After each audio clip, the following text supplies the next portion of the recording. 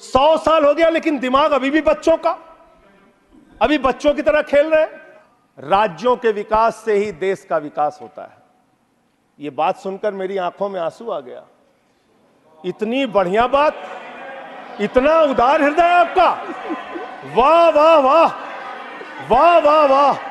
20,000 करोड़ रुपए लेके नीरव मोदी भाग गया, 10,000 करोड़ रुपए लेके विजय माल्या भाग गया, 3,000 करोड़ लेके ललित मोदी भाग गया। ये कौन है? ये कौन है? बड़े बड़े पूंजीपति।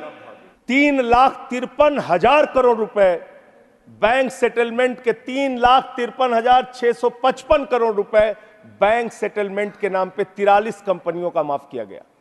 43 कंपनियों का। इसका रिकॉर्ड आपके सामने मैं रख दूंगा। मान्यवर, संपत्ति आप कहां पहुंचा रहे हैं, किसको पहुंचा रहे हैं, किस लिए आप काम कर रहे हैं, किसके लिए काम कर रहे हैं, यह पूरे देश को जानना चाहिए। जब व्यक्ति अहंकार में होता है तो उसको कुछ दिखाई नहीं पड़ता। मान्यवर, रावण भी अहंकार में था। उसने लगा प्रभु श्री राम वनों में रहने वाले, जंगलों में रहने वाले, वो मेरा क्या बिगाड़ पाएंगे।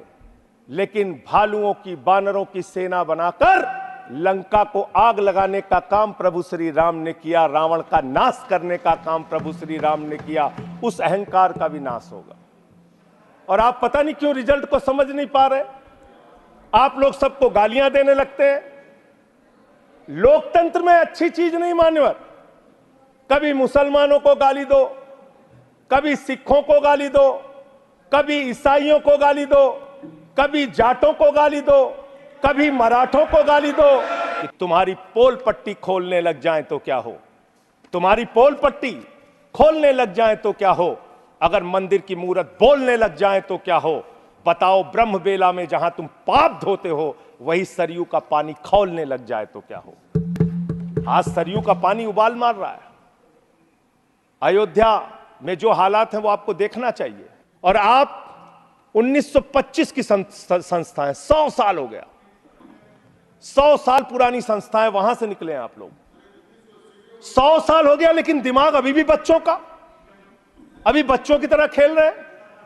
अरे मैं राजनीति में आया डॉक्टर लोहिया को पढ़ के, लोकनायक जयप्रकाश नारायण को पढ़ के, राष्ट्रपिता महात्मा गांधी को पढ़ के, शहीद आजम भगत सिंह को पढ़ के। इस शरीर के 100 टुकड़े भी कर देंगे आप तो आपके सामने झुकने वाले नहीं हैं। आपसे लड़ेंगे और जीतेंगे। आप डालिए, उत्पीड़न कीजिए, जितना करना चाहते हैं आप कीजिए उत्पीड़न। 6 महीने जेल में रखा आपने सोचा आपके सामने नतमस्तक हो जाएंगे। इस मां भारती ने बहुत सारे बेटे ऐसे पैदा किए हैं जो आपके सामने कभी सर नहीं झुकाएंगे, आपसे लड़ने के लिए तैयार रहेंगे। याद रखिएगा। एक ही बात कह के अपनी बात को खत्म करूंगा कि अभी सवेरा है। अगर आप सही रास्ते पे आ जाएंगे तो अच्छा है।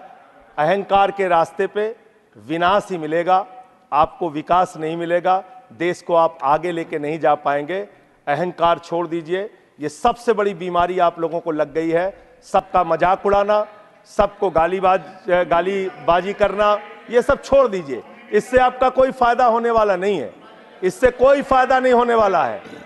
मान्यवर, अमृत काल के अंदर ये सवाल तो आपसे बनता है, ये पूछना तो आपसे बनता है कि जब प्रभु श्री राम के मंदिर का शिलान्यास हुआ तो तत्कालीन राष्ट्रपति वहां पर क्यों नहीं थे? जब उस प्रभु श्री राम के मंदिर का उद्घाटन हुआ तो मौजूदा राष्ट्रपति वहां पर क्यों नहीं थी? विपक्ष को भी अपने साथ लेकर चलिए। इतना अगर आप टारगेट करके एक एक पार्टी को खत्म करने की कोशिश करेंगे तो जो दूसरों को खत्म करने की कोशिश करता है वो अपने आप ईश्वर उनको सही रास्ते पे पहुंचाने का काम करता है। और रावण का अहंकार नहीं चला मान्यवर तो किसी और का अहंकार क्या चलेगा? और हिंदू धर्म कितना विराट धर्म है, कितना विशाल धर्म है। हिंदू धर्म तो वसुदेव कुटुंबकम की बात करता है, कहता है पूरा विश्व हमारा परिवार है। हिंदू धर्म कहता है मान्यवर, कोई भी पूजा हम लोग खत्म करते हैं, कहते हैं धर्म की जय हो, अधर्म का नाश हो, प्राणियों में सद्भावना हो, विश्व का कल्याण हो। लेकिन अफसोस है कि भारतीय जनता पार्टी की मानसिकता है प्राणियों में दुर्भावना हो, प्राणियों में बंटवारा हो, प्राणियों को आपस में बांटा जाए। इनके लिए बहुत अच्छी लाइन है, वो मैं कहना चाहता हूं। बहुत ही अच्छी लाइन आप लोगों के लिए लिख कर लाया था कि किस तरह से आप लोग मुद्दों से ध्यान हटाना चाहते हैं। हम आ भी भरते हैं तो हो जाते हैं बदनाम, और वो कत्ल भी करते हैं तो चर्चा नहीं होता। बहुत बहुत धन्यवाद।